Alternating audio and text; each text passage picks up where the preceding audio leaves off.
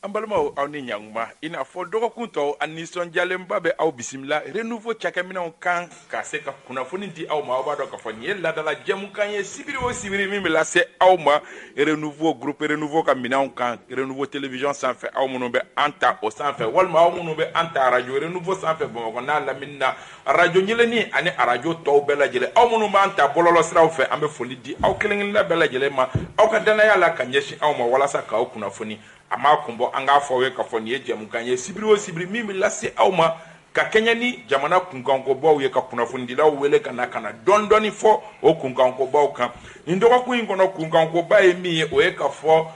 Ivoirekaw Worodugulakaw olu ka surasi cɛ 49 ɲɔgɔnna a tigɛ dara olu ka aéroport international président Modibo Keita la k'a ko kɛra cogo di kun jumɛn na u minɛna an bɛna nɛn don a ko bɛɛ lajɛlen ni ɲɔgɔn cɛ n'an bɔra yen nɔ an ka jamana fɛnɛ ko min ye MINUSMA ye cogoya si la u ka taa ni ka segin u ka fu siri o dan na min bɛ wele ko rotation kɔlɔlɔ jumɛn bɛ nin na ne ko anw ni MINUSMA yɛrɛ cɛ bɛ cogo di an bɛna nɛn don u ni ɲɔgɔn cɛ nka yanni o cɛ an bɛ dakurunya damadɔni fɔ ka kɛɲɛ ni bingani wale min ni o tara ka zantigila pɔsu sɛgɛrɛ alamisasiw ka dugu jɛ juma la an bɛ kungurunin fɔ o la ka sababu kɛ a kɛra sababu ye ka maa 6 olu bɔnɛ u ni na o kɔni ye an dolen ye Bamakɔ jatigɛ wale ko la hakilina jumɛn bɛ o ko kɔfɛ an bɛna an nɛn don ninnu bɛɛ lajɛlen ni ɲɔgɔn cɛ an bɛ aw fo ka waleɲuman dɔn aw ka danaya la ka ɲɛsin anw ma an b'a fɔ n ko aw sanbɛ ka sababu kɛ kabi seli tɛmɛna an ma ɲɔgɔn sɔrɔ fɔlɔ ka jɛmukan kɛ ala ka san caman b'a jira anw ni aw la bi an tigɛ sera ka da kunnafonidila minnu kan Yusuf Sisoko alternance o maa ɲɛmaaba don Yusuf i ni ɲankuma Isa k'i fo foli diyara an ye ka n barokɛɲɔgɔn bɛɛ fo u bɛɛ y'i laminɛ i yɛrɛ y'a k'i ka kuma kɔnɔ i ye sanbɛ lase an ka fɛn o fɛn sɔgɔlen b'u ka jabala na ni fɛn o fɛn b'u ka radio la n yɛrɛ bɛ n kan fara i kan ka o dugawu kɛ jamana ye pour que jamana ka se ka basigi amina yarabi n tɛ bɔ kuma la ni ma tasibila kɛ ka taa ɲɛsin fɛn o fɛn finitigila fini civil fɛn o fɛn tora nin jihadi kɛlɛ in na fɛn o fɛn taɲala nin wagati ka dugawu kɛ ala ka yen fisaya mɔniw ma yan ye ala ka a yɛrɛ mɛn u ko ka saraka b'u ye ka dugawu kɛ aw ye amina yarabi Yusuf an b'i fo ka sɔn ka na baro kɛ an fɛ Sori Ibrahim Diallo ka bɔ groupe renouveau la Sori ni ɲankuma kaba an b'i fo foli diyara an ye ko débatteur minnu bɛ plateau kan ni minnu bɛ k'an filɛ radio ni télé la k'u bɛɛ lajɛlen fo maliyɛn bɛɛ lajɛlen ka u fo ko hali bi ala ka jamana basigi amin an bɛ dugawu dɔn kɛ minnu fatura ali minnu banana hali bi ala ka lafiya di banabagatɔw ma minnu fatura ala k'u fara silamɛsu kan ka deli masaramani fɛ an bɛ janfa min kɔnɔ ala ka an bɔ janfa kɔnɔ ni ala sɔnna an bɛ bɔ fɛnɛ amina yarabi an b'i yɛrɛ fo Mamadu Jara bɛɛ lajɛlen b'a dɔn raskebe la renouveau baarakɛla kɔrɔ don nka bibi na a yɛrɛ ka cakɛyɔrɔ b'a bolo a bɛ fɔ min ma ko actuel media kunnafoni sira don bɔlɔlɔw sanfɛ raskebe i ni ɲankuma kɔrɔ b'i fo foli diyara an ye renouveau FM ni télé baarakɛla bɛɛ a diyara an ye fɛn fɛn sɔgɔlen bɛ radio ani télévision so la k'a bɛɛ fo ka n kɔrɔ minnu bɛ kɛnɛ kɔnɔ k'aw bɛɛ fo ko nin an n'a tɛ baro kɔnɔ amina ala ka wuli hɛrɛ la amina yarabi Yusuf Kulubali ka bɔ radio Rampart la Yusuf i ni ɲankuma kaba n b'i fo foli diyara an ye ka n tɔgɔma k'a fo ka diyara a ye ka Sori fo ka raskebe fo ka fɛn fɛn bɛ ka dibila baara kɛ ni wagati in na k'u bɛɛ lajɛlen fo ka radio ni télé baarakɛlaw fo kan fara u bɛɛ lajɛlen ta kan ka sanbɛ foli k'a la sɔrɔ sɛbɛn tɛmɛnen an kun y'a kɛ ka ban halisa ala ka jamana ala ka suma amina yarabi an bɛ hakililajɛ k'a fɔ semaine tɛmɛnen o tun ye selidon yɛrɛ ka sɔrɔ k'an sera ka jɛmukan kɛ o tun ye jɛmukan enregistré maa min bolo bɛ nɛgɛ karafe la sɔgɔmada in na réalisation fan fɛ o ye Boubacar Dambele Papis ale bɛ réalisation na Vincent Togo ale bɛ régie la Mamadou Zer Traoré ale bɛ régie la Vincent Togo bɛ son de la Vincent an bɛ i fo Yusuf an bɛ don an ka babu ɲɛfɔlɔ ye ka sɔrɔ kɛ alamisasu k'a dugu jɛ juma la kibaruya sɔrɔla k'a fɔ ko bingani walekɛlaw olu taara ka taa bin zantigila pɔsu kan o dun ye kilomɛtiri damadɔni ye yanni ka se faba yɛrɛ kɔnɔ jatigɛ walekɛlaw u gɛrɛla Bamakɔ la Sada Yusuf Isa u gɛrɛla Bamakɔ la jatigɛ ko don parce que zantigila ni Bamakɔ cɛ n'a ye kilomɛtiri 40 bɔ a tɛ tɛmɛ o la donc n'i sera o yɔrɔ la dɔrɔn déjà a bɛ comme i bɛ Bamakɔ kɛrɛfɛ yɛrɛ de quoi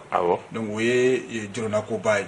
mais a tɛ balan na parce que ni n ko a tɛ balan na ni jatigɛ wale kɛlɛbaga ninnu an b'a dɔn u ka mode opératoire ye min ye u b'a kɛ cogo min u mɔgɔ tɛ ce n'est pas une guerre classique quoi ce n'est pas une armée nous localiser le nous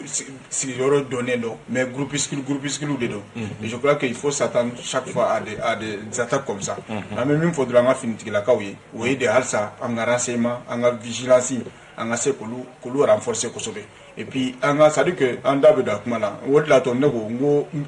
défi munu bandala mali dala bi au défi nous green tellement amanga nga nyeshi fore manga nga nyeshi ni défi ndron de makase ka nous lever mais ya jate mine ka fo ayrega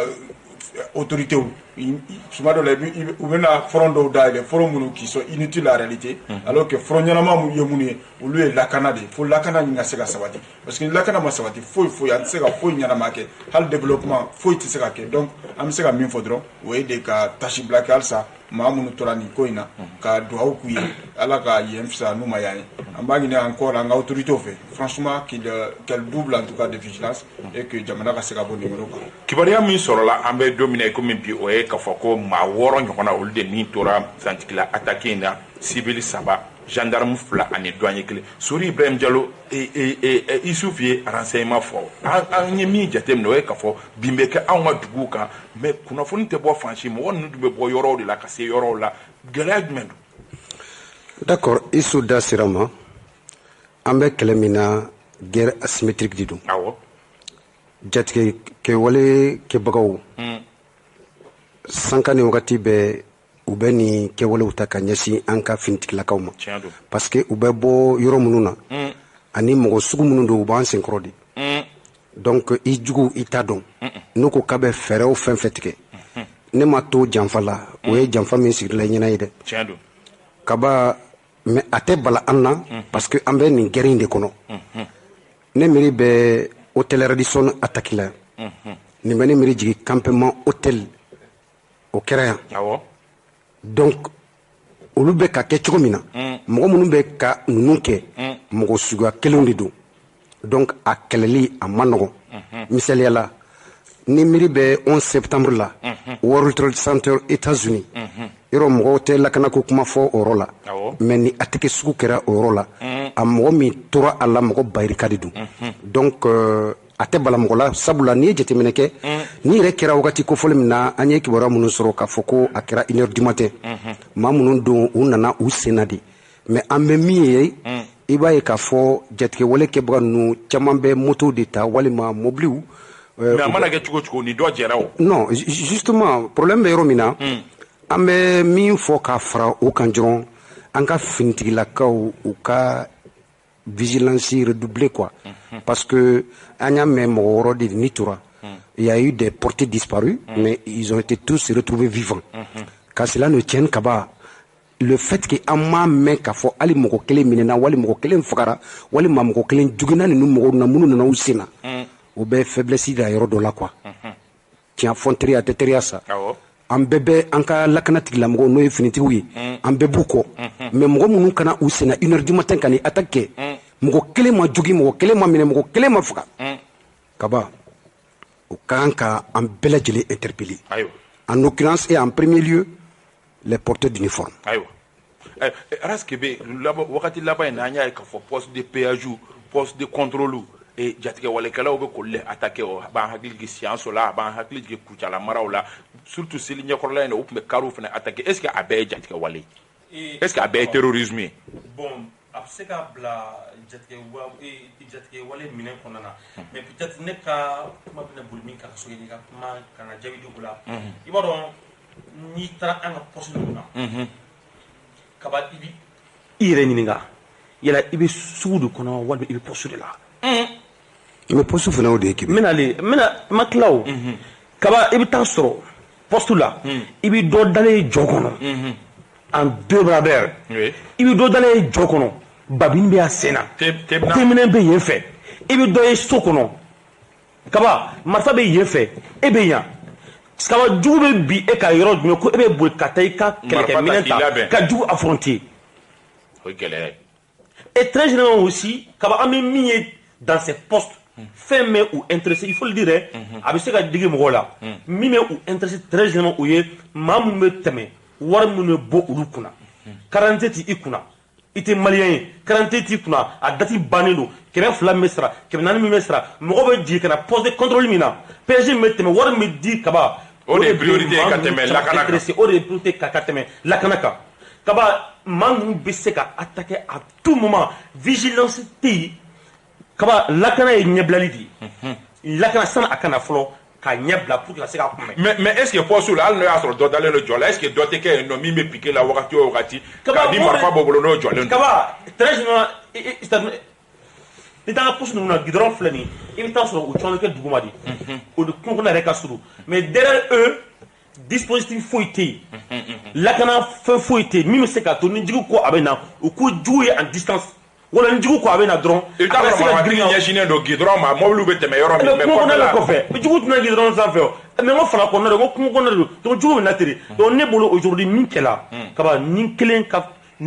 b'i ko ni ba kelen ni bɛɛ ye ne ye an b'a fɔ ala ka hinɛ o la ala k'o dayɔrɔ namaya mais k'a fɔ fana maa minnu bɛ taa dans ces postes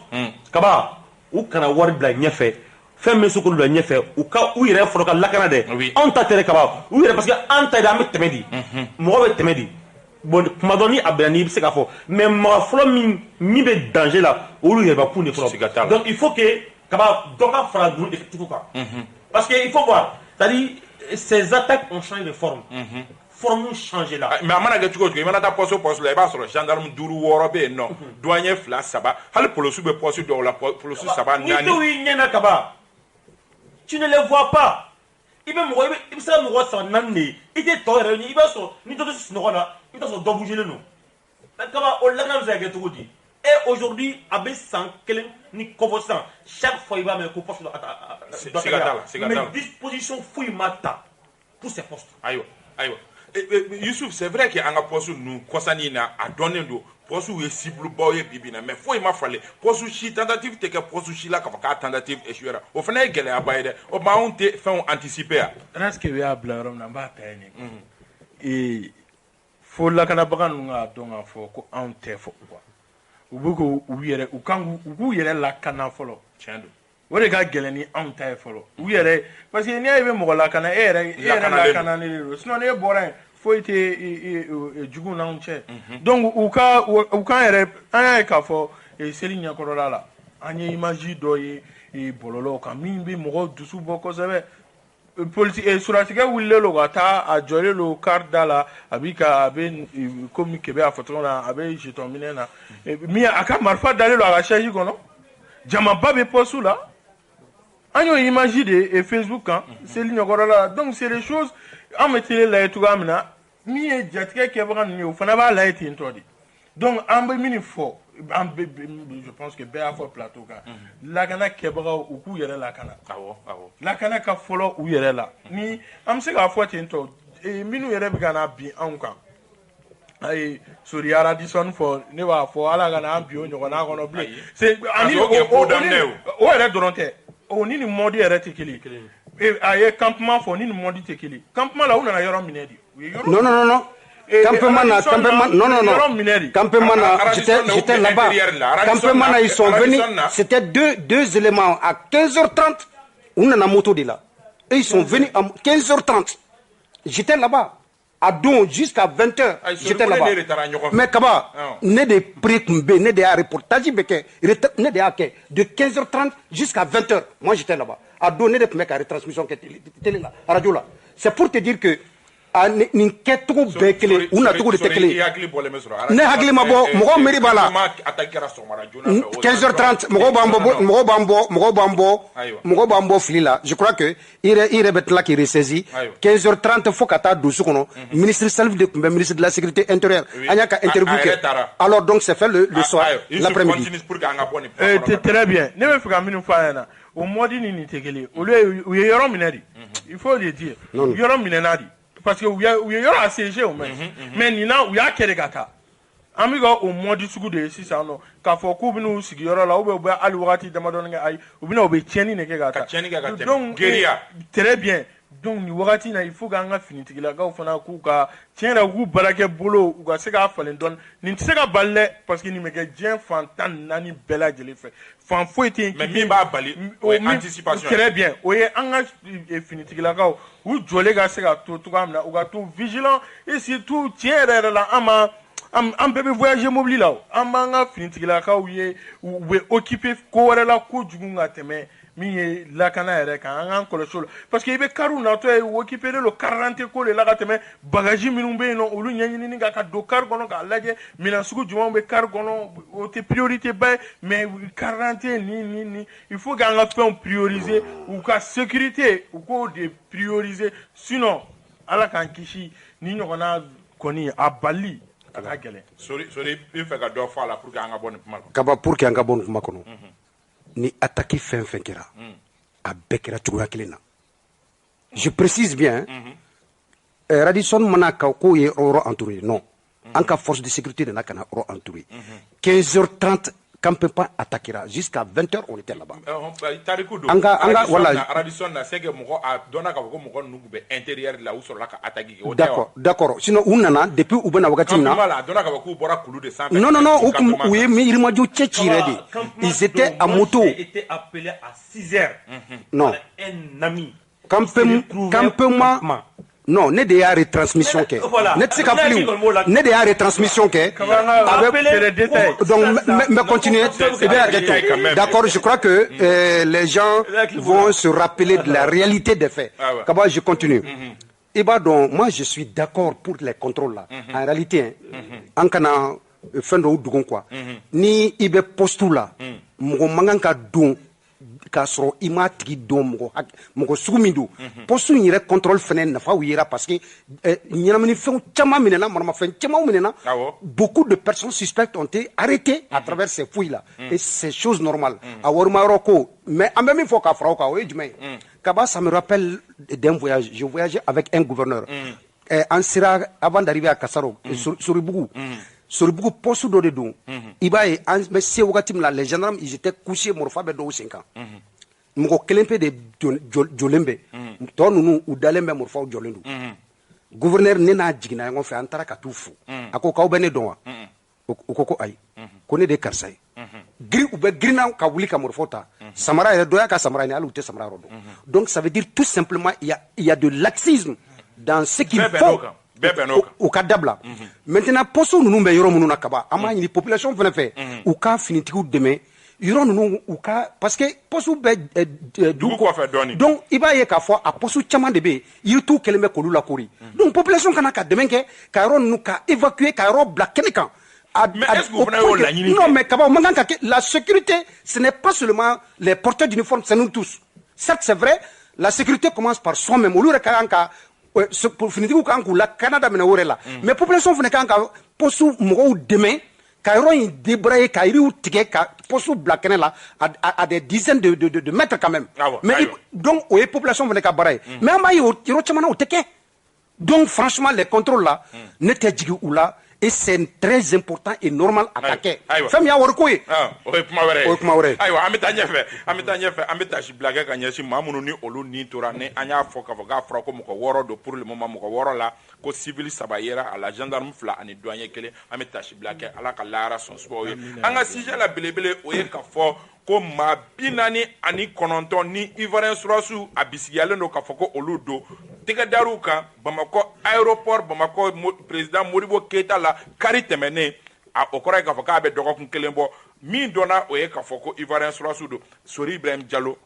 an ka kuma fɔlɔ ninnu minɛ cogo kan ka sɔrɔ kɛ jamana ye min fɔ o ye k'a fɔ maaw don maa minnu ni u bugunatigɛ jɔnjɔn ma dɔn a dun dɔra kɔfɛ k'a fɔ ko surasiw de don bɛɛ bɛnn'a kan bi ko surasiw don nka gouvernement ye min fɔ ko sɛbɛnfura minnu tun b'u bolo ko lɔkɔliden sɛbɛnfuraw électricien sɛbɛn nin bɛ kɛ cogo di Kaba n'i y'a fɔ ta i bɛna bɛɛ fɔ ka sɔrɔ i ye kuma di an ma n'u kan ka walawala dimanche don nɛgɛ kaɲa 13 je précise bien 13h ka don 15h kɔnɔna la gouvernement ko 11h ka don 13h la bon n ye kunnafoni sɔrɔ cogo min na n b'o de fɔ ay communiqué la justement non ma baw ma mais n ye kunnafoni sɔrɔ wagati min na n bɛ n ta fɔ o de la donc après gouvernement bɔra ka min fɔ je reste derrière les propos 11h 13h du gouvernement très bien donc Kaba an y'a mɛn k'a fɔ avion dɔ jiginna avion 2 de don avion fɔlɔ sɔrɔsiw de bɔr'o kɔnɔ sɔrɔsiw bɔlen welela mɔgɔ dɔ passeport bɛɛ lajɛlen collecté ka na ko ka kasi kɛ passeport ninnu kan u ko non ko baara tɛ tantɔ dɛ u ye passeport ninnu commencé ka passeport dayɛlɛ u y'a ye écoledenw maçon tobilikɛlaw plombier électricien olu de ka passeport faralen bɛ ɲɔgɔn kan pendant que mɔgɔ minnu bɔra avion kɔnɔ finitigiw de don tenitigiw de don u bɔra Côte d'Ivoire de ka na donc an ka lakana tigilamɔgɔw depuis ye u ka baara kɔnɔna la u ma hakili mina kɛ u yɛrɛ kumana dɔw fɛ ko non k'olu tɛ bamanan donc tubabukan u t'o mɛn anglais yɛrɛ donc subi barika nana bonya a fɔra ko bon an bɛ sɛgɛsɛgɛli kɛ fɔlɔ avant que aw ka tɛmɛ u ye kuma remonter ka se sanfɛmɔgɔw ma mɔgɔ dɔw sɔrɔla avion kɔnɔ mɔgɔ 49 pardon mɔgɔ 49 mais il faut dire le nombre exact c'est 50 personnes kelen bolila an t'a dɔn o bolila cogo min walima tunna cogo min nin ye kunnafoni kura ye an tɛ min dɔ la sori on a la liste kaba d'ici b'an bolo 50 personnes kelen tunna donc minnu bɔra information officielle la nin tɛ yen dɛ voilà en tout cas mɔgɔ 49 a fɔra olu de minɛna donc mɔgɔ min ye kunnafoni di yan a ko n kan jɔ u bɛ sɛgɛsɛgɛli la n'u tilara 16 heures a ye n wele a ye compteli kɛ mɔgɔ 49 donc u ye passeport lajɛ donc sɔrɔsiw de yera mais min bɛ passeport kan o tɛ sɔrɔsiw ye donc u y'u ka ɲɛmɔgɔw wele olu fana weleliw kɛ ɲɛmaso la Abidjan ka sɛgɛsɛgɛli kɛ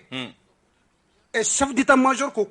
olu ma mɔgɔ bila ka na ministre de la défense ko k'olu ma mɔgɔ bila ka na donc a baka c'est-à-dire duti baka bɔnna donc a fɔra k'u bila ka taa sɛgɛsɛgɛlikɛyɔrɔ la n'o ye gendarmerie ye u taara yen sɛgɛsɛgɛli taara kɛ yen fɛnɛ donc procédure kelen min taara aéroport la ka mɔgɔ ninnu ka ministre de la défense wele ka chef d'état major wele ka ministre des affaires étrangères wele nin bɛɛ lajɛlen ko mɔgɔ minnu na olu ta kalama ayiwa kaba o bɛ se ka kɛ cogo di ayiwa an b'o de ɲininkali la Yusuf kabako ye min ye mɔgɔ minnu bɛ tenue militaire la olu ka papiers la a ka sɔrɔ k'a fɔ ko étudiants ni plombiers ni fɛnw o fana ni faamuyalibaliya b'o ko la dɛ oui Isa faamuyalibaliya b'a ko la ne honnêtement ne yɛrɛ dabali banna parce que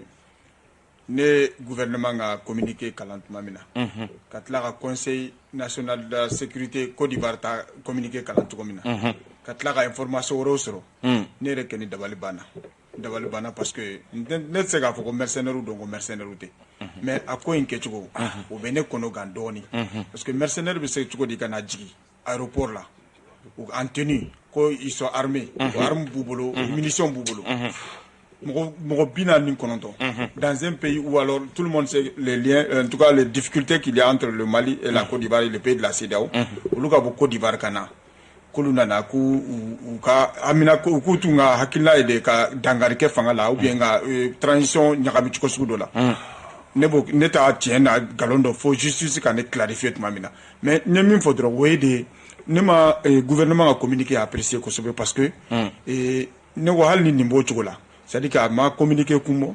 pour que ka se ka front wɛrɛ dayɛlɛ parce que ne y'a fɔ cogo la front wɛrɛ de dayɛlɛlen nin ye tuguni ani Côte d'Ivoire ɲɔgɔn cɛ alors k'an bɔra kuma min na sisan o ye de k'a fɔ min b'anw da la bi n'o ye jihadi kelen o déjà o fanga ka bon cogo min n'a fɔra chaque fois anw de bɛ gouvernement de bɛ communiqué de bɛ ka front dɔ dayɛlɛ an bɔra a tɛ un mois bɔ fɔlɔ an bɔra tentative de coup d'état ko la hali sini an t'a dɔn o ko kɛra cogo min parce que an y'a mɛn dɔw kɔni arrêté la dɔw yɛrɛ gɛnna ka bɔ CNT la mais l'opinion veut quand même savoir la réalité des choses donc ni nin ko in kɛra tan tuguni nin fɛn tun bɛ se ka gérer k'a sɔrɔ hali bɛɛ ma ba kalama c'est vrai réseaux sociaux bɛ se k'u ta fɔ mais ne hakili la nin fɛn il est temps quand même qu'on essaie en tout cas d'avancer an ka baara kɛ an ka se ka front dɔw datugu an ka se an ni minnu an sigiɲɔgɔn an n'olu ka se ka bɛn parce que bi nin ye front min dayɛlɛ an ni Côte d'Ivoire cɛ an t'a dɔn nin ko in bɛ laban cogo min parce que halisa mɔgɔ ninnu minɛlen don Côte d'Ivoire dun ko k'u bila sans délai donc est-ce que u bɛ bila est-ce que u bɛ juger n'u juger la a kɔlɔlɔ bɛ se ka kɛ mun ye parce que ni maliyɛnw caman tɛ min dɔn k'a fɔ Mali ye tunkaran kɛ jamana de c'est à dire que an ka mɔgɔ caman de bɛ kɔfɛ n'i y'o kɔfɛla jateminɛ an ka mɔgɔ min bɛ Côte d'Ivoire o jamana si tɛ CEDEAO la u ɲɔgɔn bɛ yɔrɔ min n bɛ se k'a fɔ diɲɛ yɛrɛ kɔnɔ jamana si tɛ yen maliyɛn min bɛ Côte d'Ivoire n'o bɛ yɔrɔ wɛrɛ c'est à dire que n'an bɛ ko o ko kɛ an ka a jateminɛ k'a fɔ n'a ye nin acte imposé a kɔlɔlɔ bɛ se ka kɛ nin ye a bɛ se ka kɛ nin ye jamana ma a bɛ se ka kɛ nin ye donc moi je dis min ye nin ko in ye ne t'a cɛ da nkalon dɔn parce que ni communiqué fila lajɛ Ivoiriens ko k'olu ka sɔrɔdasiw de don k'u nana relève de kɛ parce que ko nin y'u ka 8e contingent de ye ko 7 tɛmɛna ko donc ko nin tun ye 8e ye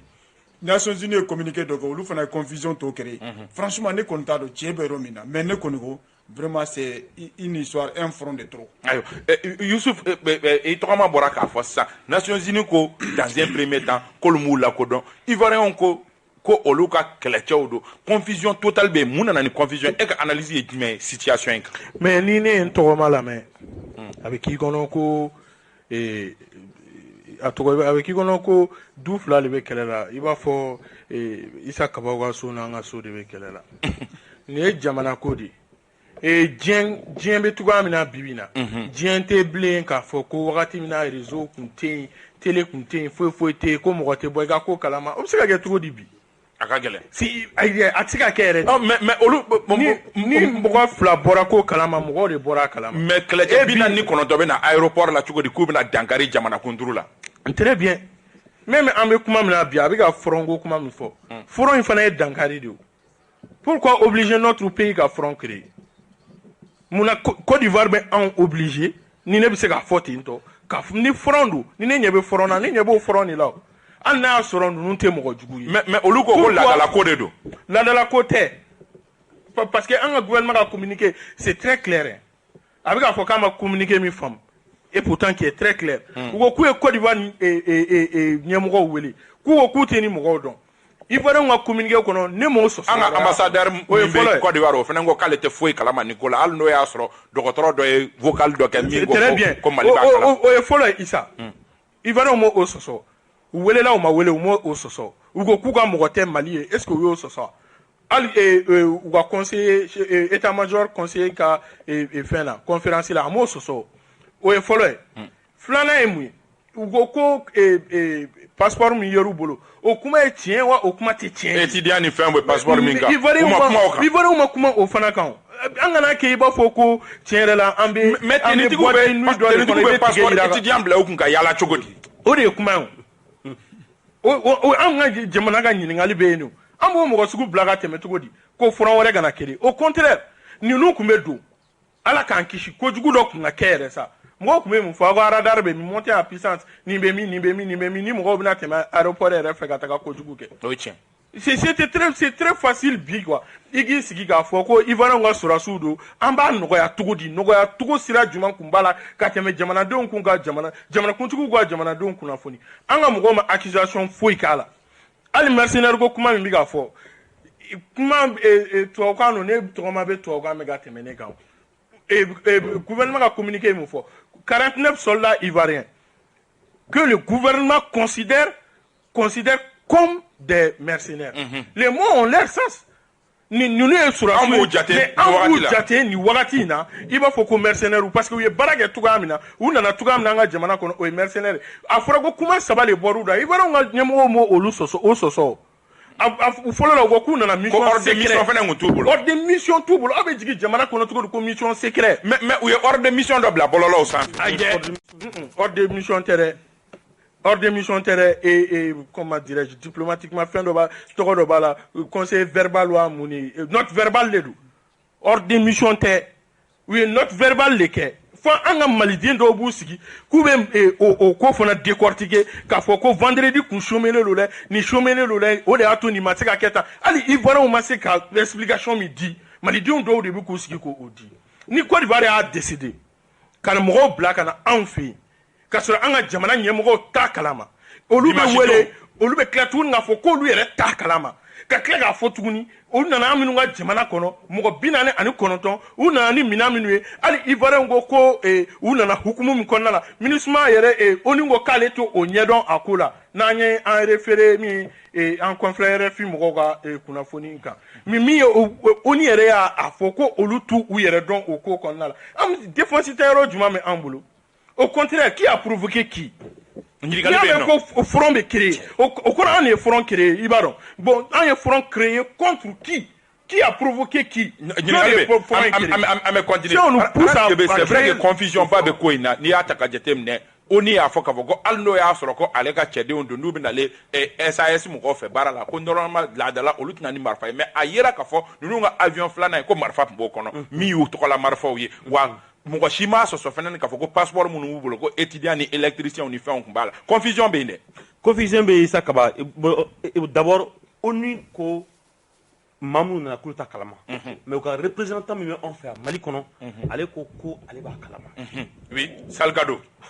Donc il faut que nama fort qu'on précise bien les choses. Ministre qui représente Mali kono a koko allez ba kalama. Ko do ba kalama. On irait qu'à soba kono, olu koko. Ama fort Kébé. Salgado n'a pas dit comme ça. Attends, il est clair. Comment be aras Kébé de boulot. Ah, on est bien comment tu vois, mais Bikoni, RFI est notre confrère. Ils l'ont toujours été. Non, parce que Isaka, c'est pourquoi souvent, n'ame comment, on a tout réservé que quoi. Aujourd'hui, il y a aujourd'hui, RFI est crédible et on peut se permettre de relayer, de partager leurs informations. La crédibilité, on n'a pas parlé de ça. Voilà, donc c'est pour vous dire que on y a soba kota kalama, mais maintenant il s'akaba, n'est qu'à comment me fait. Mais on y a soba, on y a la sigide même la joie est crédible quand tu m'as joint. Non, makan badolo quand tu m'as joint. Non, le fier. Il va faire fin be mon nakakoro. Au cas où il a nimi il a déjà il a. Même en termes, en matière de traitement d'information, il s'akaba. Mika sur il a follow, il be boulot siguro ka follow. Mika jan il a. On est d'accord avec ça. N'est qu'à fin be no fait baro isakaba. Moko nu na cadre mi kona na isakaba. Ko tchejuguma teme aka. Ils sont non. Moi, c'est quoi ce sont? Il y a quoi? Un dysfonctionnement administratif. John à niveau là, on fait un. Ne me famouya. Femme bella. C'est-à-dire, il va reluminer au gars mon blacana. Quand on dit aéroport là, le ministère va vous kata kalama. Devant va vous kalama. Avec étranger va vous kata kalama. Ambassade va vous konya blacana. Doit vous commencer. Il s'en est faible au commun qu'on a drôme. Ne m'a bla mercenaire comme un conon. Ne m'a bla féminin conon. Il y a eu ce qu'on appelle un dysfonctionnement administratif qui pouvait être géré dans l'amiable, dans la douce, diplomatiquement. Mais comme une baie, il faut qu'on ait qu'à faire moi ça comme aujourd'hui mais il va falloir pour la follow moi. Tu sais que le Malien aujourd'hui ni est malco malien drôme avec ça en fait. Ah ouais. Pour la follow pour là. Ni où il bado Allah, on sait comment est-ce qu'ils font circuler les informations. À Makalama, tentative de coup d'État déjouée par la vigilance des forces de sécurité du Mali. Aïe, SEDG. On le connaît. On le connaît. On est là qu'on a fait follow, moi et mimé. Donc maintenant, déjà, moi là, sommes là, tentative de coup d'État de Messina. Mais déjouer là, mais ebolo kuntewa. Mina les Isakaba. Ne me reninga. Eni alaje mongom mina ko mercenaire. Habillé en tenue militaire. Kana staris pangrusra fa Isa. Fichier B, il est enregistré. Kebina jamana kono. Et puis il m'a dit fana ko minon bi bolo. Marafa minon bi bolo. Obe avion do kono Isakaba. Ne kodi mongo nu na to mina manye. U kanga mine kula dorola ka ko sekasakla ni sɛgɛsɛgɛli bana min bɛ kɛ a ka kɛ mais min ye de k'a fɔ mɔgɔw ye ko transit de coup d'état mercenaires bon gouvernement ye min kɛ o ɲɛna ko il est considéré comme des mercenaires mais min ye ka kunnafoni fɔlɔ ka cari mɔgɔw ma ko transit de coup d'état isa de b'a dɔn ne ko mɔgɔw ko u ka o de dabila fɛn dɔw bɛ yen kɔrɔ y'a kuma fɔ qui connaît l'ivoirien faut pas qu'un mais en se référant au communiqué Ablaye Maïga ka communiqué déstabilisation de notre dynamique. Mais est-ce que au coup d'état est officiellement mis par parce que il y a voilà. Mais il faut officiellement. Moi ka bodu kono. Il va remia ko anka souveraineté. Il faut que moi ka fembelier souveraineté là. Ni dien koko kela. Notre souveraineté ne peut pas être mise en jeu. Notre souveraineté sera blaquette en temps réel maintenant c'est qu'un beau un tableau quoi il faut que un beau au génie quoi sinon amène à front et d'ailleurs promis en quelque sorte aujourd'hui il y a 6 millions de Maliens qui sont en Côte d'Ivoire qui connaît Ivoirien sorry en a ça moi vous êtes une tout il s'acaba il va ko kuna fond donc me ka bo kuna sini ko affrontement d'obé mais après vérification moi be ka kemi hôtel mais qui connaît Ivoirien sous Laurent Gbagbo du loka affaire au mode Mogoshila donc ne kumbolo anga njanto la mais beaucoup na mina mais beaucoup na romi sakaba tu dore de ne kumbolo fin kunga jire to mina o ku mo ngonu yelen dron ka umne ka ula dorola ka sekeskelike mana baw wati mina anga soro ka mimi ke ko mais ka wuli ka kodo chari folo ça kaba ne bolo an ka tan ko dɔrɔn ni sori dɔw ko k'an y'a dramatiser kojugu dɛ Kaba. ka nin ko in dramatiser k'a se hakɛ ma a ma se hakɛ ma parce que kuma min fɔra a ye min fɔ sa o ɲininkali bɛ yen nɔ mɔgɔ min bɛ na coup d'état kɛ ka na avion na ka na ni i ka avion y'i fɛ avion min lakodɔnnen don ka tila ka marifa k'o kɔnɔ ka na k'an y'a dramatiser kuma bɛ n bolo n dɔgɔ hakɛ to dɛ Kaba i b'a dɔn ala de bɛ Mali fɛ ko voilà ala de bɛ Mali fɛ an bɛ ka kuma fɛn fɛn fɔ parce que nos forces de sécurité ont été vigilantes an b'o kuma de la quoi Kaba bɛ se ka fɔ ninnu tun bɛ se ka mun kɛ non 49 personnes c'est 49 c'est commando là 39 commandos Kaba 31 personnes b'u kɔnɔ o la min ye force spéciale commando kelen a bɛ se ka Bamakɔ a commando kelen a ka baara kelen a bɛ se ka Bamakɔ a kungo la mais forçati bɛ bolo yan nɔ n bɛ nalen c'est pour te dire ni mɔgɔ kelen bɛ se ka min kɛ quoi Kaba avion fila de nana mercenaires don bi mercenaires don sini n bɛ n ka preuve di laɲini bɛ preuve bɛ yɔrɔ min na u nana ni avion fila de avion kelen mɔgɔw b'o kɔnɔ avion filanan minɛnw b'o kɔnɔ kɛlɛkɛminɛnw Nations Unies a fɔra k'u bɛ yan MINUSMA tɔgɔ la MINUSMA ko hali ni aw bɛ na an tɔgɔ la kɛlɛkɛminɛn min bɛ nin avion kɔnɔ n'aw n'olu nana an ma deli ka nin di an ka sɔrɔsi kelen ma 1 de 2 arme de guerre de nana u bolo Kaba c'est que mercenaires do kun min na i b'a dɔn wa le ministre de la défense de l'armée du Mali de la République du Mali ani Côte d'Ivoire ministre de la défense u ye ɲɔgɔn wele chef d'état-major u ye ɲɔgɔn wele olu bɛɛ ko u tɛ nin ka mɔgɔ nin kalama u bɔra min i b'a dɔn ka communiqué kɔfɛ u ko olu ka kɛlɛkɛw ça c'est communiqué ni Alassane a pris 48 heures a ye tile fila de pour colmater quelque chose ka conseil national de sécurité fara ɲɔgɔn kan Kaba o de don sa ne y'o de fɔ n kana siran kuma ye an ka kuma tiɲɛ fɔ ka conseil de sécurité fara ɲɔgɔn kan ka déclaration que demande de les libérer sans délai. Ça, c'est une déclaration de guerre. Mais apaisement, communiquer là-bas, non, apaisement. Kaba mbɛ ka min fɔ i b'a dɔn le Mali n'a jamais ouvert de front contre personne. Bɛɛ de bagalen bɛ Mali ma ka sababu kɛ nafolo min bɛ an bolo ka sababu kɛ u diginnen bɛ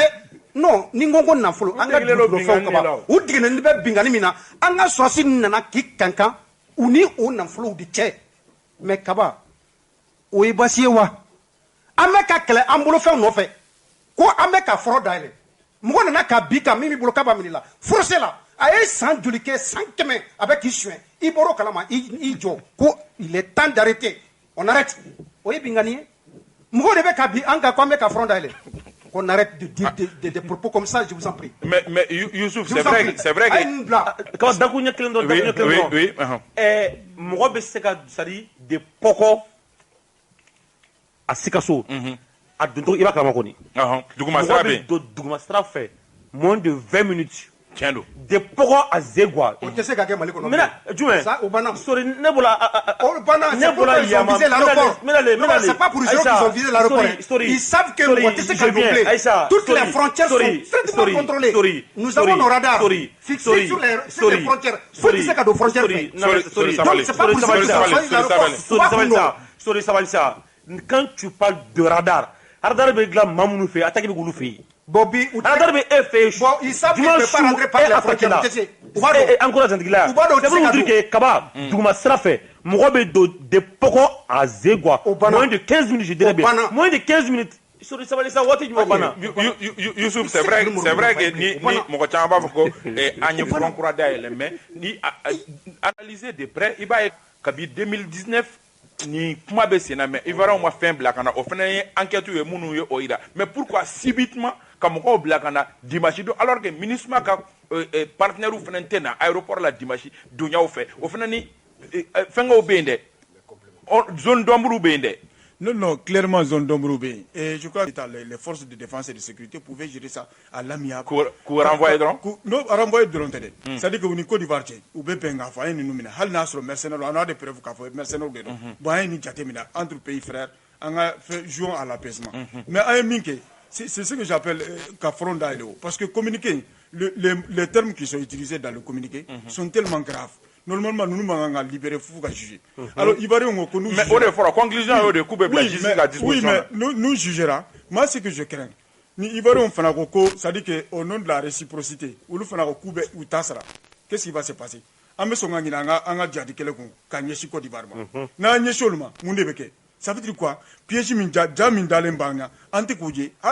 je prends l'exemple je donne juste un exemple al CEDEAO ka sanction quand Emmanuel Macron a dit je vais appeler le président ghanéen on va sanctionner on va faire ceci mais c'est un piège qu'il a attendu aux Maliens. Et Maliens font fait. Ça veut dire que quand on ne réfléchit pas souvent, quand on n'analyse pas, on dit oui, c'est Emmanuel Macron qui a appelé. Alors que tout le monde sait que les textes de la CEDEAO sont clairs. Ni coup d'État que Nyangili Minganga Dega ou lui. Donc nous, il faut que Français redeviennent coffre. Parce que tellement que le mythe de la France, on oublie même l'essentiel qui focalise le français. Alors que nos défis sont tellement énormes. Nos priorités sont tellement énormes. On a Nyeshul Dema, on a Baradeke. Anga front d'aile ndabla anga to ka communiquer ba ndabla anga se ka barake parce que réforme nous nga ke o réforme se ka ke chochila cantoni pour Youssouf comment do fana etniede on a plus de 2 millions de Maliens en Côte d'Ivoire quand même ameni tuga tanto bon approximativement ameni tuga amna tanto ni ko geleara est-ce que on tate pour casser Ivoiriens be bon ko o mal là non il faut éviter quand même les pires pour nos concitoyens vivants mais ebe John le ko Malien mi be Côte d'Ivoire ebe John le ko Malien be Côte d'Ivoire Malien joli be Côte d'Ivoire ni nationalité ivoirienne bu bolo bi nous sigilebe ça fait des années nous ou sigira yeno il faut que anga boko do kono quoi au minimum comme c'est ka $100 on ici 630 kelen quoi o faut là mais mo ko au minimum faut ko bu ngolo ere là au bana quoi il va du Malien minbe Côte d'Ivoire ebe mo sugu juma wole ko Malien mais est-ce que nous c'est ka gérer tuga vers la Côte d'Ivoire est-ce que non tu l'as bête Malien durant ça c'est même ça on ne sait pas il go compter non mais faut que le faire non ça me faut faire kaba même on fait ni blanc c'est ensemble amaro dunanu ah bon même si on continue voilà on continue ko ukanga ta Alassane Ere no fait no do parce que Alassane Ere fana o be jato mo ko kele fait il faut ganga boko do kono quoi et kaba ne be fera minifier kebe no akila albi kambu kwa vidéoman ni activiste ya nous ne sommes pas là pour qui est vidéoman nous sommes des journalistes il faut ganga boko do kono ba non Ras Kebe n'a jamais été vidéoman Ras Kebe n'a jamais été vidéoman non il faut retirer je retire mais ni na tara ni Kebe tara katara exemple tamugo kwa ko mo ngo tentative de coup d'état et mo là bon on fana kana faute mais tiere là tentative de coup d'état ko kumai et anga communiquer kona aka kono communiquer kono na jarane ne be bobi mba foko tentative de coup d'état l'excellent premier ministre Choguel Kokala Maïga n'a jarane mba fo déjoué par l'excellent ministre de la mais ni mo kadiye mo ne mo connaît fo o kadu e ani ka fo ko o e jamana marabu jamana communiqué officiellement jamana mo fo ali sécurité je suis d'accord il faut ganga bo o ko nous je suis d'accord et mieux que ça Youssouf biga kuma mi fo quoi Youssouf toko faut être zonani zonte on a voulu nous voler et il a essayé de faire couper un chien journaliste a dit oyo kapo de ko et piga apaisement notre l'une de nos missions en tant que journaliste c'est ce qu'on nous a dit à l'école de journalisme l'une de nos missions c'est critiquer quand ça ne va pas on va si client kanga gafe ogono on met client OK alternative client a signé à semaine si ça ne va pas aujourd'hui ça ne va pas dit il va réunir les forums d'aile uni maliche et bien il va nga boga fo ko tien là et atoro nous me ngono dysfonctionnement mi biga fo de na dam no luga erreur là ou ko nyefuga communiquer kono et maintenant on demande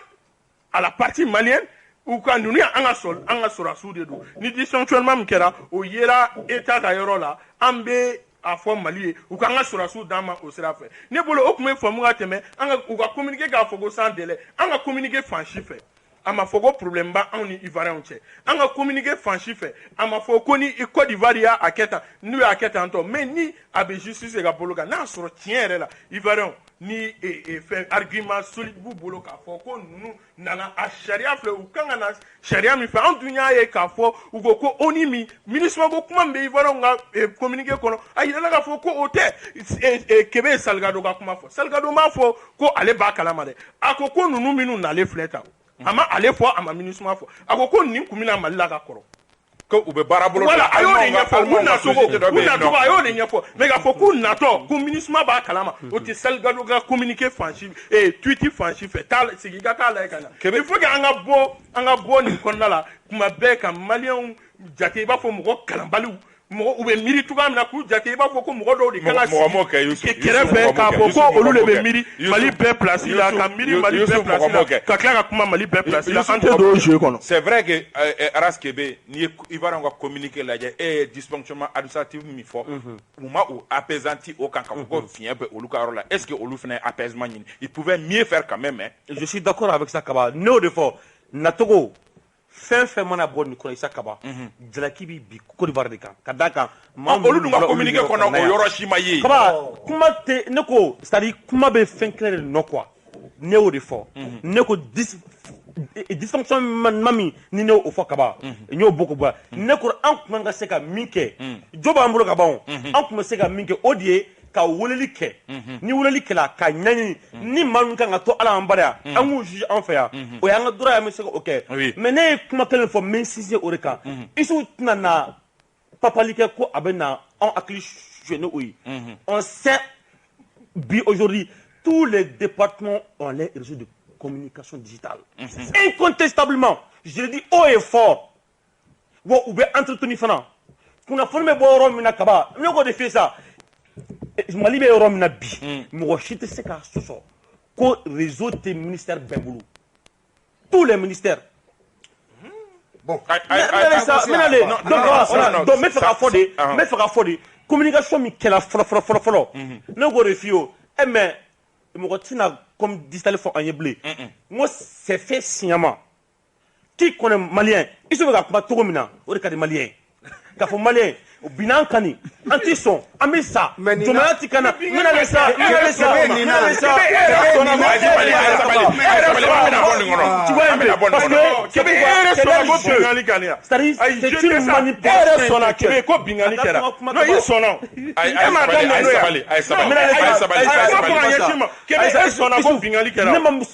n ko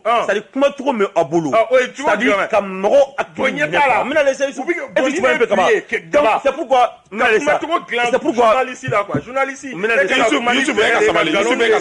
Youssouf ka sabali Aras Kebe pour terminer donc c'est pour dire que donc ka bɔ kuma na min na u bɛ ka communication kɛ cogo min na Kaba u k'a dabila ayiwa an ka taa ɲɛfɛ an ka taa ɲɛfɛ jumɛn don an ka taa ɲɛfɛ Kaba an ka taa ɲɛfɛ 30 secondes non Kaba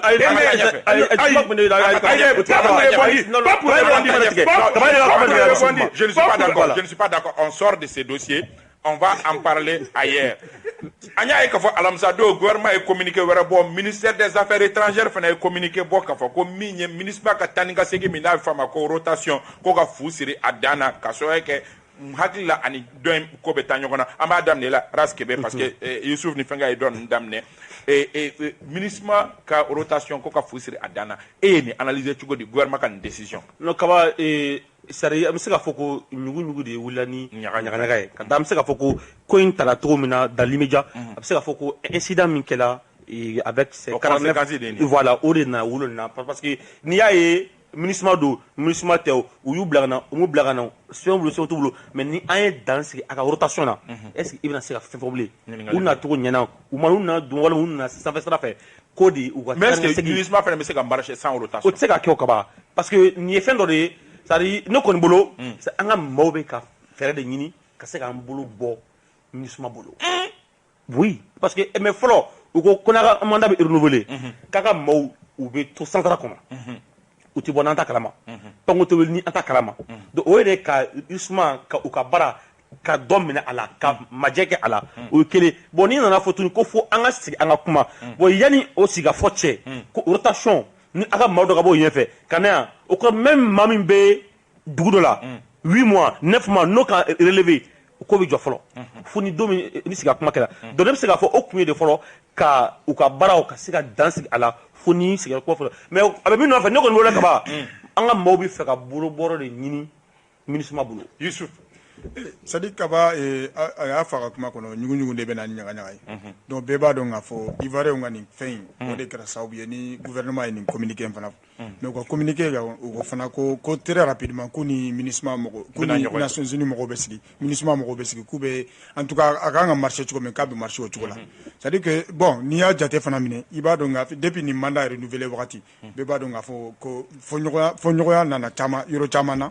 n'o y'a yira a fɔ a ka kuma kɔnɔ ko parce que MINUSMA bɛ fɛ u ka mouvement u ka se ka mouvoir sur le terrain u ka déplacer terrain na foyi ka n'u sɔrɔ et puis u ka se ka enquête kɛ droit de l'homme ko ninnu na tututu donc ni Mali gouvernement ma bɛn o yɔrɔ ninnu kosɛbɛ donc vraiment nin kɔni ye ko min ye ne b'o de ɲini halisa an k'a lajɛ an ka a to Mali ka kolosumaya parce que nin fɛn ninnu bɛɛ c'est à dire que ne jorona ko ye min ye ninnu bɛɛ conséquence ye min ye o ye de k'a fɔ an ka hali furancɛ fanga in an bɛ fɛ a ka marcher cogo min an bɛ fɛ a ka ban cogo a ka kun ka cɛ cogo min na c'est à dire que si on ne fait pas attention on risque en tout cas de se retrouver dans une situation regrettable. Sori Ibrahim Diallo ka MINUSMA ka rotation tani ka segu fɔlɔfɔlɔ ni est-ce que kɔlɔlɔba t'a la est-ce que MINUSMA bɛ se ka marcher o kan. Merci pour la question. Mais je te demande 0 seconde, même pas une seconde. Dire à Issou et Québec qu'il n'y a pas de problème entre les Maliens et les Ivoiriens. An bɛɛ sɔnnen don. Problème bɛ Alassane ni an de cɛ. Alassane. Aïda Sori. Non, c'est le chef d'État de la Côte d'Ivoire quand même. Côte d'Ivoire jamana kuntigi de don dɛ. On a dépassé ça, la preuve. Les vidéomans ivoiriens là ont commencé à présenter des excuses. Olu kuma fɔ mun de kama. Nations Unies ye sɛgɛsɛgɛli kɛ nin surasi ninnu kan. A yirala k'a fɔ ko surasi t'u ye. Surasi t'u ye. Surasi tɛ Nations Unies ka enquête kɛ. Ka yira k'a fɔ ko tiɲɛ yɛrɛ la Mali ɲɛmaaw aw ye communiqué min kɛ a bɔ jo fɛ ninnu tɛ surasi ye a y'an ka sɛgɛsɛgɛliw kɛ ka ban n b'o kunnafoni di ko o la tilen kuma in kɔnɔ k'a bɔ. Sori o dalu tɛ n bolo. O dalu tɛ n bolo dɛ. O dalu tɛ n bolo. Nations Unies ka sɛgɛsɛgɛli kɛ ko ninnu tɛ surasi. Ayiwa o dalu ne kɔni m'o mɛn sincèrement ne m'o mɛn. Ka bɔ kuma in kɔnɔ ka la tilen il y a pas de problème entre les Maliens et les Ivoiriens. Ayiwa. D'accord. Kaba n b'a fɛ ka min fɔ MINUSMA ka rotation ko kuma la depuis mandat in bɛ renouveler wagati min na an y'a a kanu c'est à dire MINUSMA ka lakana a ka di Mali ma MINUSMA ka lakana de bɛ an bolo ça c'est les autorités actuelles. MINUSMA ka lakana ni n ko k'a lakana a bɛ ka déplacement n'a ka ko bɛɛ an y'a ɲini o de ka di an ma hali n'o ma kɛ ni Birisa Ɲagami n'u y'a essayer ka Birisa Ɲagami don an ka lakana tigilamɔgɔ la a tigilamɔgɔw de bɛ fɛɛrɛw tigi sen kan donc an b'o de kɔnɔ kaba a yirala k'a fɔ mɔgɔ man kan kana MINUSMA tɔgɔ la ni Assimi ni Sadio ni Modibo Kone ni Daoud ta kalama donc mɔgɔw bɛ ka infiltrer mɔgɔw bɛ ka don donc il est à connaître ça parce que an ka lakana bi yɛlɛma donna la c'est ce que Alassane a oublié. Ayiwa Yusuf a tɔgɔ Kebe i lafiya Mali m'a fɔ ko MINUSMA tɛ yɛlɛma kɛ la preuve MINUSMA yɛrɛ ka kuma lasela a fɔ kunu ko ils vont tout faire pour que vite ni ko ka se ka ɲɛnabɔ min ye cogoya min na sabula olu ka mɔgɔ dɔw kun kan ka falen a dɔw bɛ kalo 9 bɔ a dɔw bɛ kalo 3 bɔ o kɔrɔ kan ka tile 2 ta bɛ problème jumɛn ko la olu yɛrɛ dɛsɛra ka mɔgɔ minnu falen kalo 9 il faut que an ka bɔ o de kɔnɔ et puis nulle part Mali m'a fɔ de ko a jɔra a fɔra de k'a suspendu mais ne m'o fɔ jusqu'à Aïssa ne m'o fɔ mais ne m'o de fɔ fo jalajɛ mais ne m'o de fɔ Araskebe fo jalajɛ i m'o fɔ sa ne bɛ fɛ ka min yira ne bɛ fɛ ka min fɔ mais vidéo de do Kebe i bɛ tila k'a lajɛ mais n bɛ fɛ ka min f'i ye Isa a fɔra de ko fo ka taa se an kan ka rencontre min kɛ sabula ka da kan MINUSMA ka doni ni bɔli MINUSMA ka doni ni bɔli il faut que an k'o de contrôler k'a ɲa Mali ka se k'a dɔn tigiyala et surtout mais ko fɛn dɔ ye hali an ka ɲɛmɔgɔw minɛ nin ko in na a kelen ka f'u ye NAS ko kumaw ni NAS o kumaw kelen ka cɛ u yɛrɛ ko o tuma MINUSMA bien togo di il faut qu'on se pose MINUSMA